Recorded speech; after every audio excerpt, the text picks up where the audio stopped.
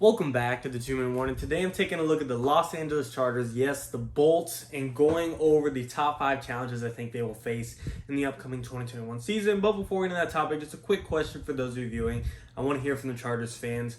How many sacks do you think Joey Bosa will have in the upcoming season? His career high is 12.5, if that just helps you in any type of reference. But comment down below. And of course, keep in mind that Joey Bosa is going to have an extra game this year, having 17 games in Brandon Staley defense to back him up. So comment down below. And while you're there, comment down below a video idea you'd like to see me do, and I'll see if I could get on it. And also, if you don't mind, drop a like below. It really helps me out. But getting straight into it, the biggest issue, or the first issue of the 5 biggest issues I think the Chargers will face, is what I'm going to call the Batman and Robin situation. What I mean by this is the Chargers defense is in the front line. Joey Bosa, he is the bread and butter of this Chargers defense. He's one of the best pass rushers in the NFL. He is Batman of the front 4 in this Chargers line. But he doesn't have a reliant Robin to back him up. He doesn't have a sidekick. That I'm not saying has to match his energy. Like we know in superheroes, Robin doesn't match Batman. We're not relying on anyone to match Joey Bosa, but there's got to be someone to take the pressure off of him. And while I think in time we could see Uchenna Nwosu develop, or Jerry Tillery develop, or maybe it'll be further in linebacker core. Maybe Kenneth Murray Jr. will be able to back him up. Right now, there's no significant Robin to back up Batman, Joey Bosa, in that front line. And that is a situation that hopefully Brandon Staley and Joey Bosa in the season can figure out. But right now, it is a situation, and the Batman and Robin situation continues into the secondary. In the secondary, it's the exact opposite.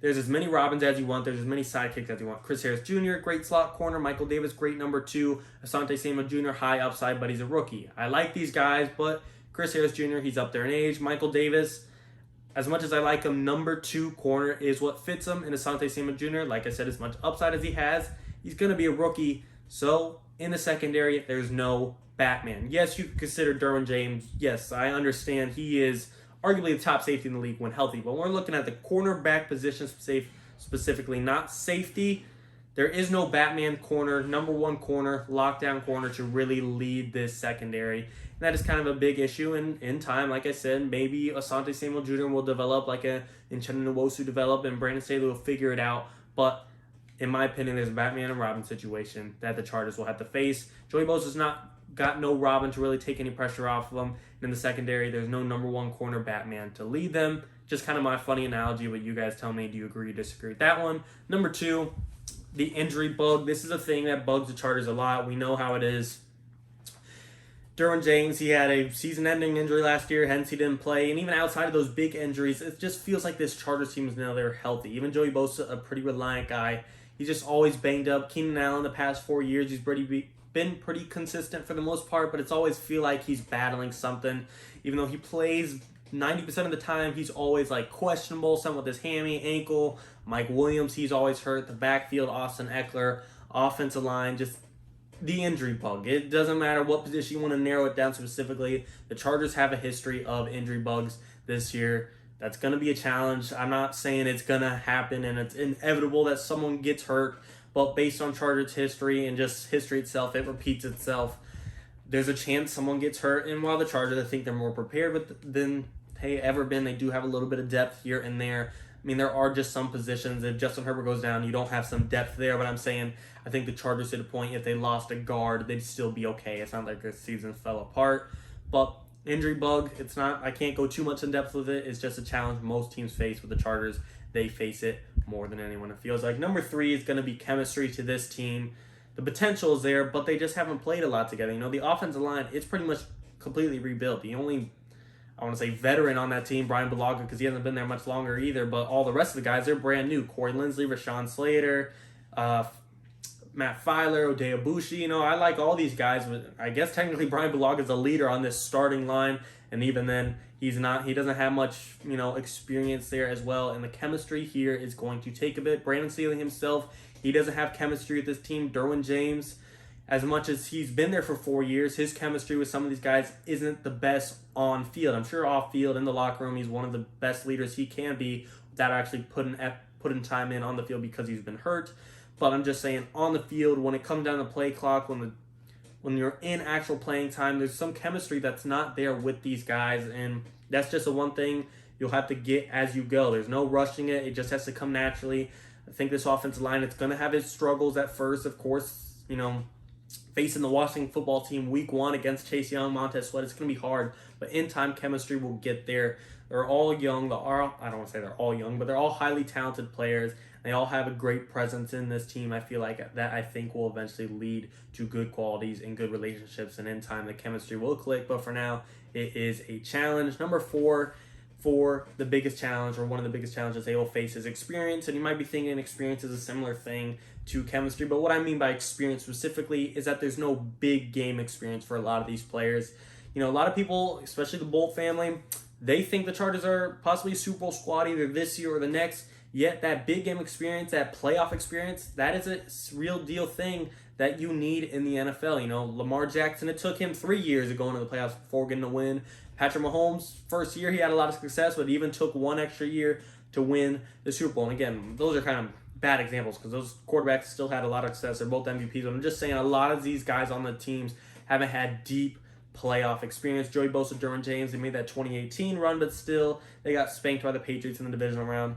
And that's the situation that they might face this year. If they get in the playoffs, they might be just as talented as any other roster, but not being there before, facing a Chiefs team, facing a Bills team, either of the two that just went to the AFC Championship, they're a little more prepared experience-wise than this new Chargers team that's entering the playoffs. Justin Herbert's never been to the playoffs. Joey Bosa, Derwin James, like I said, they got a little bit of experience. It's still not that much. Keenan Allen, he's one of the veterans on this team.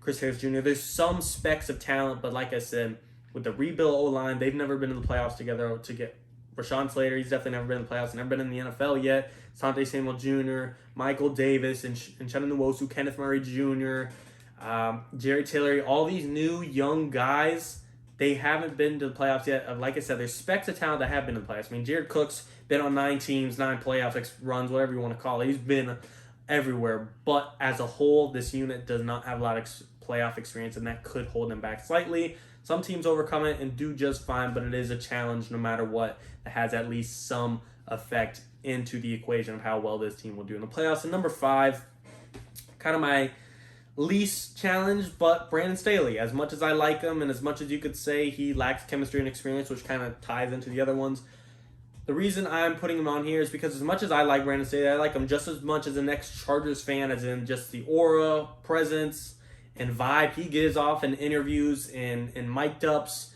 It seems like he's an absolute leader, and he's always referring to the players as ballers. He just has a good presence and handle of this team, it feels like. But until we actually see the game plan, until we actually see this Chargers team live, it is a challenge for a guy that is going to be a head coach first year. Now, I'll give you 2 examples or a couple examples. You got guys like Sean McVay, like Matt Nagy, like Kevin Stefanski's first year head coaches. They won Coach of the Year.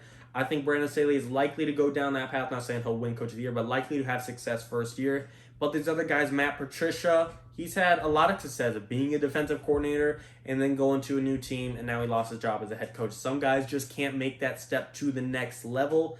Am I saying Brandon Staley's not going to do that? No. I mean, Matt Patricia, he doesn't seem as bubbly as Brandon Staley. I don't know if that's the right word, but, just not as open and talkative, and just really, he doesn't have that leadership quality to me like Brandon Staley seems to have. And he went to the Detroit Lions, for God's sake. He wasn't gifted a great talented roster like Brandon Staley has with the Chargers. So I'm not saying he's going that route. I'm just saying anything is possible until we actually see this team play. It is a challenge Brandon Staley will face, just being a new player, never being NFL head coach, making the calls and plays on offense and defense. It's going to be a challenge. Even if he pans out to be great, there's going to be some growing pains. But overall, this Chargers team, as many challenges they have, they're all tolerable. They can all overcome it. And when you got some star-studded guys like Joey Bosa, Derwin James, Justin Herbert, Keenan Allen, you guys are going to get there. Like I said, there's just going to be some growing pains along the way. No team is perfect. I think of one more offseason, this team could seriously be a Super Bowl threat. And this year, I still am not saying they're not. I just think one more year will put the Chargers in a much better spot. But as always, guys, comment down below. Do you agree or disagree with my 5 challenges? And referring back to the question of the day, how many sacks you got Joey Bosa getting? I'm calling it now. He's going to set a career high. He's going to top the 12 and a half sacks that he's had most in one singular season. And I think he'll hit the 13 mark, but we'll just have to see. As always, guys, I truly appreciate it. Thank you for watching. 2-minute warning.